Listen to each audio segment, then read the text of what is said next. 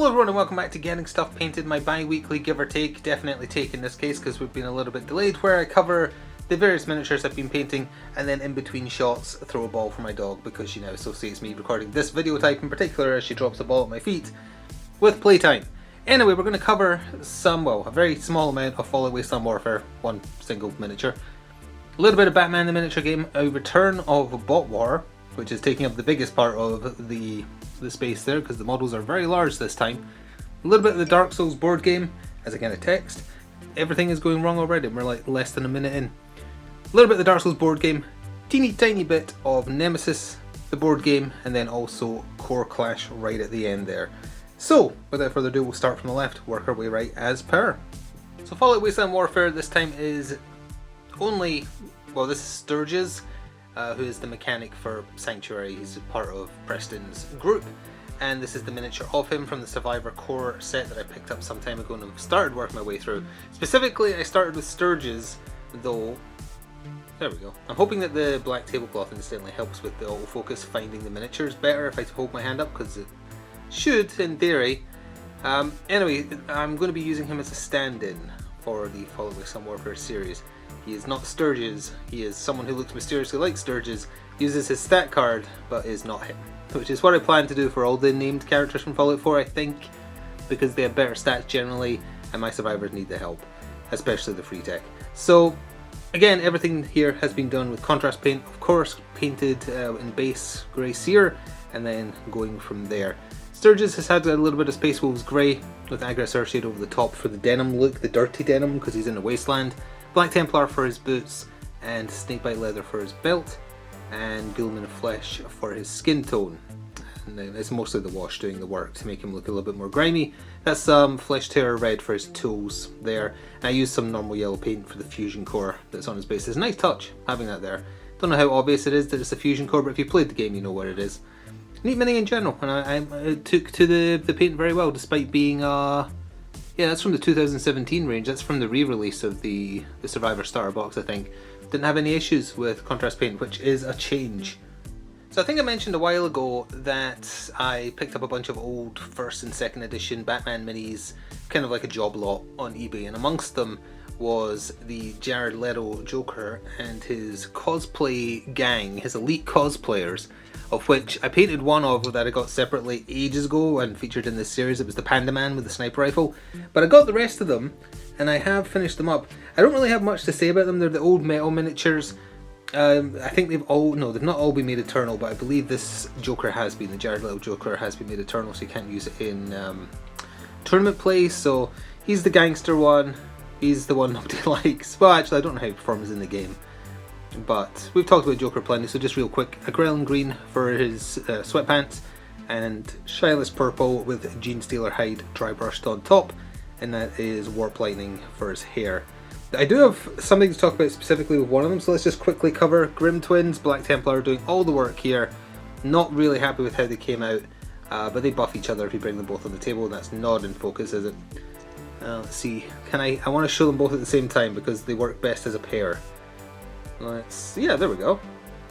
They both got red ties canonically. He's supposed to have a white shirt as well. I didn't realise when I was painting him and didn't want to try and correct it. So he's got a black shirt now. He's stylish, that's how you set them apart. I think they're just called Grim Twins and then like Whitehead and Blackhead. I don't quite remember. Then we've got the Eyeball Man, who has a pretty decent gun, but he's got imprecise because he only has one gigantic eyeball. He looks like a Marvel villain. There's a Marvel villain whose name I can't remember from Who Killed the Watcher that ends up with one of the Watcher's eyes, so his head is just the eye. And I guess this might be the DC version, or maybe it's a homage, who knows. This is obviously Gryph-hound Orange with non-oil over the top. It's just the base grey sear with the wash over the top for the eyeball itself.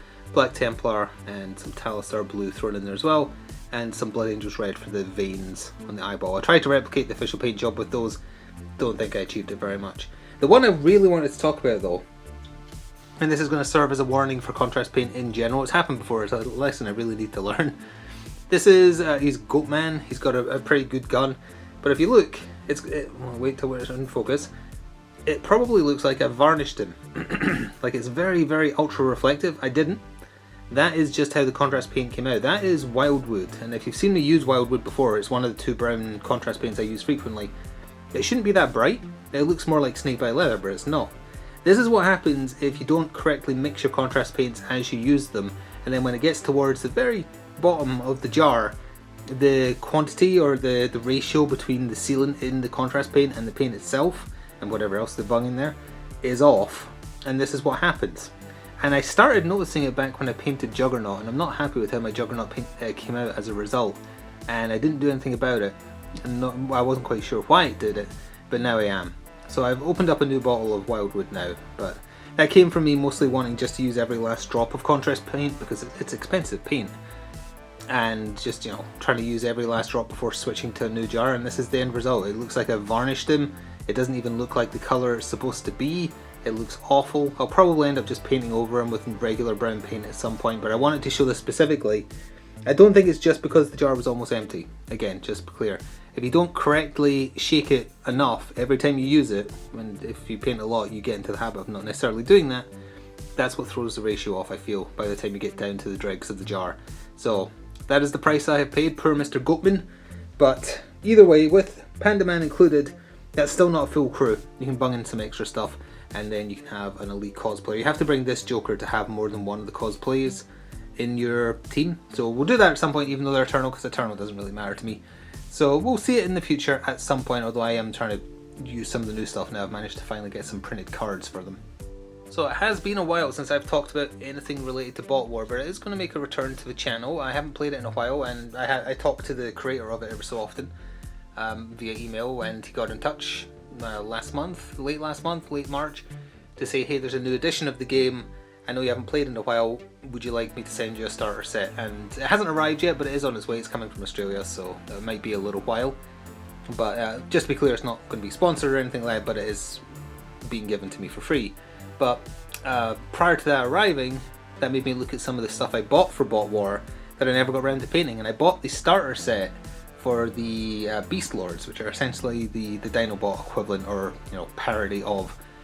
So these are a very large lads. I think there's like 7 of them in total, but you would never be able to fit all of them in a standard game because they're kind of like the Custodies, I guess, where each individually is very powerful, but you can't have that many. But they're tanky and powerful. So that's the trade-off. So I painted 3 of them. I've actually got them in the exact wrong order that I painted them, because I painted them but whatever. Let's just do them in this order. Nor do I remember any of their names, so I'm just going to talk about how I painted them in an effort to try and match the official paint jobs. This involved a lot of Space Wolves Grey, regular Lead Belcher Silver, not a contrast paint, Talisar Blue, and rather than use the Yandin Yellow, because that wasn't the right shade of yellow for the official paint job on this guy, I used Valero Yellow, just their standard yellow paint. It's okay. I would say it's an okay yellow paint, and I guess if you want a different shade, that's pretty much your only option. I've been using it to dry brush highlights a little bit on the Yandin Yellow. It works kind of well. They kind of mix well together. There's some Black Templar thrown in there as well, and then non-oil all over the top. And these guys do turn into dinosaurs. You can kind of see his dinosaur head here, and that's in Flesh Terror Red, sorry. Same with the shoulder pads there. And again, the whatever resin, plastic, whatever they're cast in, takes very well to contrast paint, and washes in general. So that's one. Then we have the Aerodactyl-esque one. He is Blood Angels Red mostly. The wings are done in Lead Belcher Silver with a little bit of Ultramarines Blue for where there's blue in the official paint job, although I don't like how I did them at all. This is a Yandin Yellow for his yellow parts. Actually, it might be Nazrag Yellow because they look more gold to me at a glance. But my Yandin Yellow is running out as well, so I'm not 100% sure. Speaking of which, actually, we'll talk about it when we get to the next one. But let's just do a spin around. He's kind of got a pterodactyl. Did I say Aerodactyl before? Did I accidentally say the Pokemon instead of the real thing? I'm pretty sure I did. Never mind. There's the back. And of course he's got a gun as well. I think they're all pretty proficient at ranged and close combat, but their stats might be different in the new version, so I shouldn't speak on it too much. So yeah, we have I think he's the Grimlock equivalent. He's actually the first one I painted, and I wanted to do a good job. I used a lot of Gryph-hound Orange, obviously, because he is a very orange lad. And unfortunately, while I was painting this guy in the orange, my dog jumped up at me and knocked me as I was dipping in the paint, spilled a freshly opened Gryph-hound Orange. I managed to salvage maybe a third of the jar, but that also is making me worried about the consistency and ratio of the mixture because it spilled. It seems to have applied fine to this. I hadn't fully finished it but at the time the spill happened, but going forwards I'm keeping an eye on it. I'm working on some other stuff, like Stan the Eyeball Man was done after this guy and he looks fine in the orange, so it's okay so far, but definitely going to have to keep an eye on it. A lot of Nazrag Yellow for like the gold trim on this guy, and a little bit of Blood Angels Red for the inside of the mouth. Like the bottom of the mouth is going to come up here, and then at the back. His back doesn't look as nice as the other two. They've got more detail. So yeah, there should be more Bot War coming to the channel, starting with an unboxing of that new edition at some point in the future. Again, with the way shipping is around the world right now, it could take a while. But it motivated me at least to start getting through my backlog, because I bought these ages ago and just never got around to it. I think there's 4 more to go. They're all very detailed, so it's going to take me a while. It's very daunting when there's a model like that. It's like, it puts me off wanting to attempt it because of how it will end up. But you know, you shouldn't think that way. It doesn't matter as long as you enjoy the process. So as per usual, I've ended up rambling way too much during these videos. So let's quickly cover the Dark Souls board game, which will be appearing at some point in the future. People wanted to see Nemesis first, although Nemesis did not perform as well as I would have liked. And that's despite getting most of the rules right for a change. So Dark Souls might get its chance faster than I thought, so that means I'm going to have to speed up the amount I'm painting for. This time though, I was just painting stuff I fancied, so I painted up the bonfire that comes, I think this is with part of the stretch goals or maybe the Iron Keep expansion. It serves no purpose other than to make the base tile look nicer, because you don't find bonfires as you play if you aren't familiar. You just have one main bonfire, so that's just to make it look nicer, and I fancied just painting it. I was in the mood after playing a lot of Elden Ring on my Twitch channel, and I do plan to try this. This is either a stretch goal / Iron Keep / Explorer character or some other expansion, because it's not one of the characters you can play as in the base game. It's the Pyromancer. He was done in, I think he was done in the Wildwood as well, which explains why he looks a little bit shiny too. I should have caught it early. The warning signs were there. Like, you can tell because it's not quite dark, but it's gotten even lighter by the time I got to this guy and even shinier. Yeah, I think the warning signs were there and I just never saw them. I did a little bit of dry brushing with the Valero Yellow and Blood Angels Red to create kind of like I've been doing with the lightsabers for Star Wars Legion, just to create a little bit of the flame reflection on his cloak there, and Nazrag Yellow for his belt. Then we have 2 itty bitty crystal lizards, which are definitely from the Explorer expansion, which adds mimics, and the Pursuer from Dark Souls 2. These can appear in a fight, and you only get the reward from them if you specifically kill them before the room is emptied. So you can't just kill all the enemies. And then I've also just noticed, I've been doing some yellow painting today and my thumb is still stained even though I thought I washed my hands.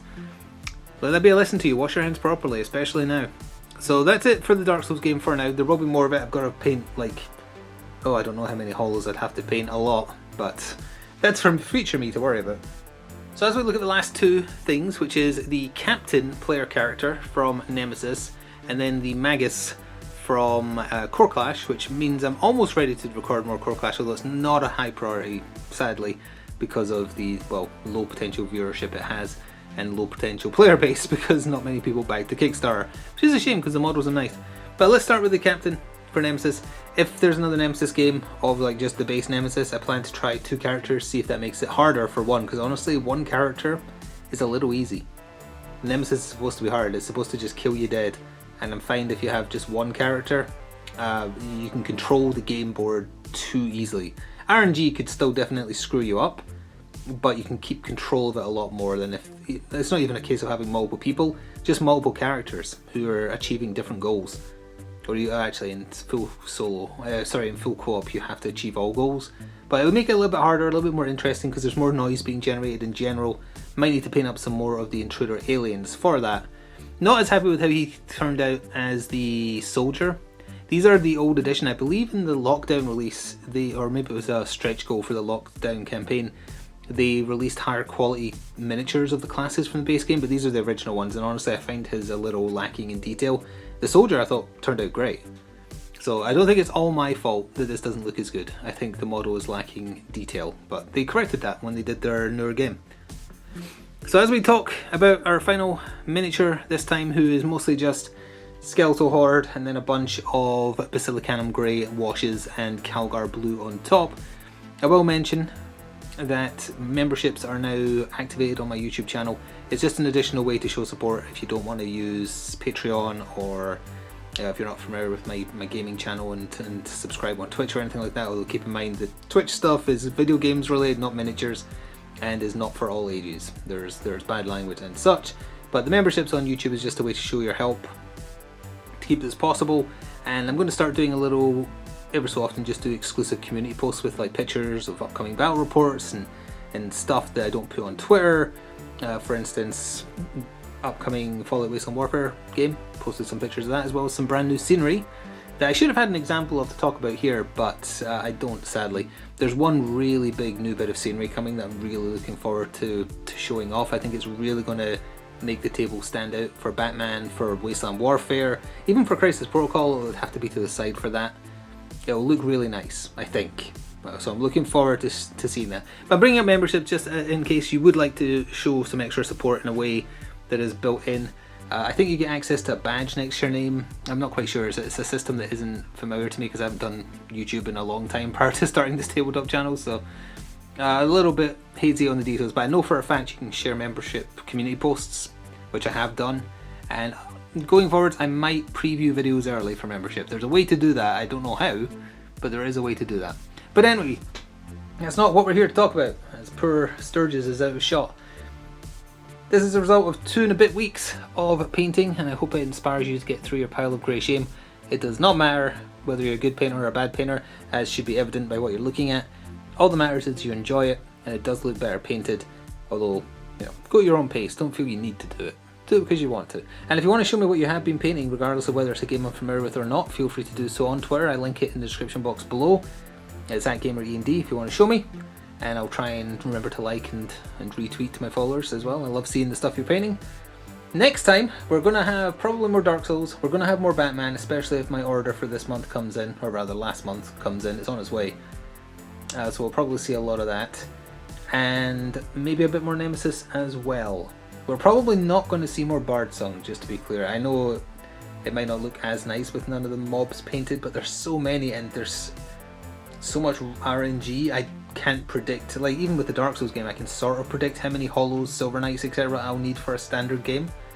Bardsong I can't, because I'm not allowed to look at the cards for the combats in advance, because it takes away the fun. I want to be surprised.